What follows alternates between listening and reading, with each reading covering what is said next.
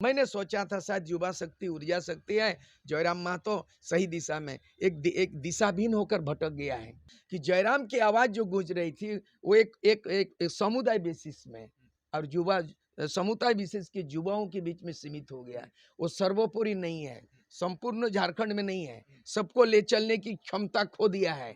और वो जो है ना भाषा भी बोलता है तो कोठा बोलता है, बाकी झारखंडी भाषा नहीं बोलता है। उनके अंदर में भाषण में बाहरी बिहारी की बात आ रहे हैं। मैं उससे परे हूँ, उससे हटके हूँ। मैं भारत की नागरिकता का पूजा करता हूँ, उसको सम्मान करता हूँ, सभी भाषा को कदर करता हूँ, सभी धर्म को कदर करता हूँ और भेदभाव मिटाता हूँ। और कौन बाहरी कौन बिहारी कौन उड़िया एक इसकी राजनीति नहीं करते। जयराम महतो की जो आवाज है वही घुमा फिरा के 2 साल से भाषण दे रहा है, वही कोठा में बोल रहा है, वो 1932 का ही बोल रहा है। 1932 का खतियान रिजेक्ट हो चुका है, रद्द हो चुका है। अब नया सिरे से खतियान का बात करना। हम यहाँ 64 वाले हैं, कोलान में 1964 है, वो 32 से बोल रहा है, वो 32 से बोल रहा है। हमको लगता है कि वो परिपक्वता का निशान मिल गया उसको।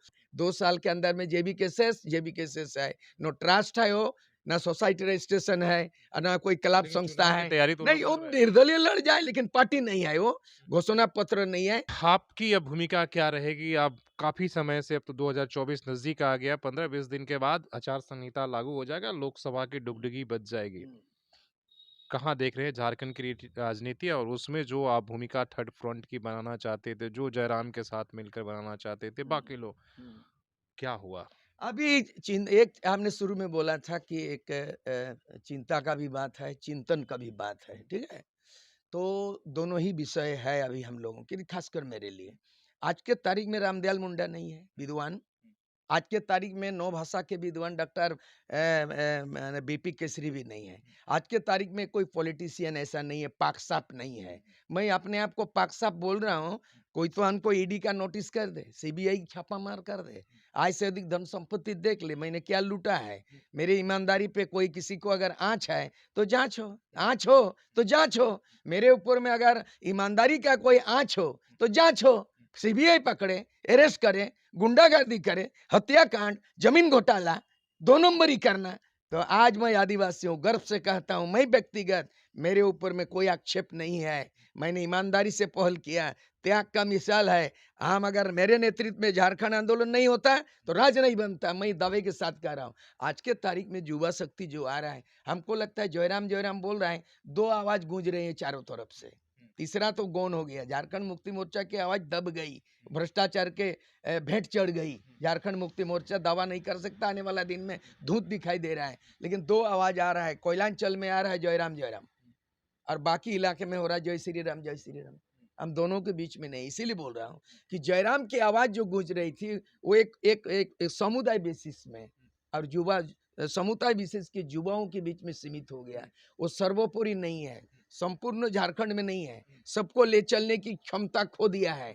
और वो जो है ना भाषा भी बोलता है तो कोठा बोलता है, बाकी झारखंडी भाषा नहीं बोलता है। अगर कोई उनके अंदर में बाहरी भीतरी का बू आ रहा है, उसके अंदर में भोजपुरी को लेके वैमनस्य पैदा करने की भाषण हो रहा है, उनके अंदर में भाषण में बाहरी बिहारी की बात आ रहे हैं। मैं उससे परे हूँ, उससे हटके हूँ। मैं भारत की नागरिकता का पूजा करता हूँ, उसको सम्मान करता हूँ, सभी भाषा को कदर करता हूँ, सभी धर्म को कदर करता हूँ और भेदभाव मिटाता हूँ। और कौन बाहरी कौन बिहारी कौन उड़िया एक इसकी राजनीति नहीं करते। मैंने सोचा था शायद युवा शक्ति ऊर्जा शक्ति है, जयराम महतो सही दिशा में एक दिशाहीन होकर भटक गया है।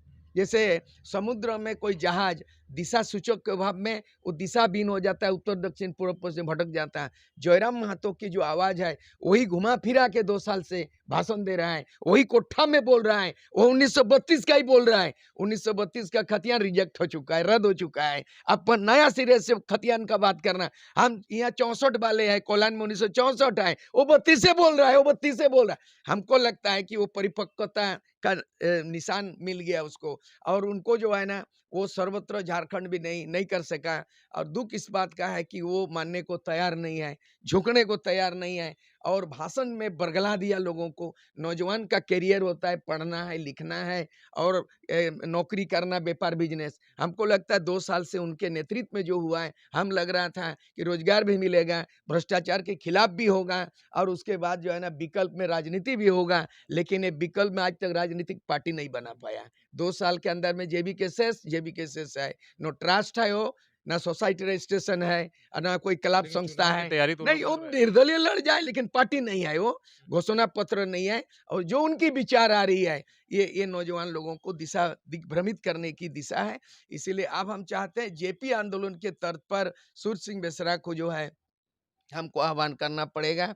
और चूंकि उदाहरण है, ममता बनर्जी गठबंधन से नहीं किया, बदलाव किया बंगाल में, एक नेत्री तृणमूल कांग्रेस, वो अकेले आदमी गठबंधन से नहीं, बंगाल बदला है और उस दिल्ली में बदला है, अरविंद केजरीवाल आम आदमी दिल्ली बदला है। तो आप क्या करेंगे? नहीं, अब मेरे नेतृत्व में बदलाव होगा।